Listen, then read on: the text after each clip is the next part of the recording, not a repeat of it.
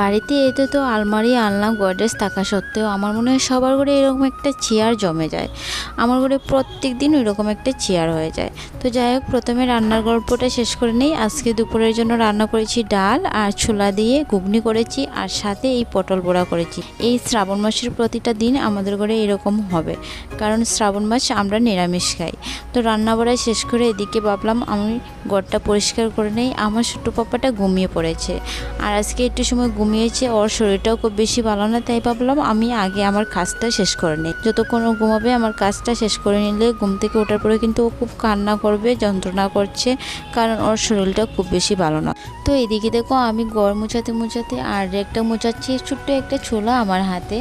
এটা হচ্ছে আমার মেয়ের, আমি আমার মেয়ের জন্য বানিয়েছিলাম। এটা মাটি দিয়ে, আর খুব ভালো লাগে এটা দিয়ে কিন্তু খেলার টাইম একদমও পায় না। ওর স্কুল বন্ধ থাকলে তখন খেলায়। আজকে যেহেতু রোববার, তাই বললাম ওটা দিয়ে একটু খেলে না। এমনিতে তো খেলানোর জন্য খুব চিৎকার করে, কিন্তু খেলানোর সময়টাই পায় না, তাই ভাবলাম ওটা দিয়ে একটু খেলে নাও। আর এদিকে আমি আমার কাজটাও সেরে নিই। এদিকে আমি গ্যাস টেস মুছিয়ে একদম সব বাসন ধুয়ে নিয়ে এসেছি, আর ভাবলাম বাসনগুলো ধুয়ে নিলে আমার সমস্ত কাজ শেষ। কিন্তু না, আমার ওদিকে অনেক কাজ রয়েছে।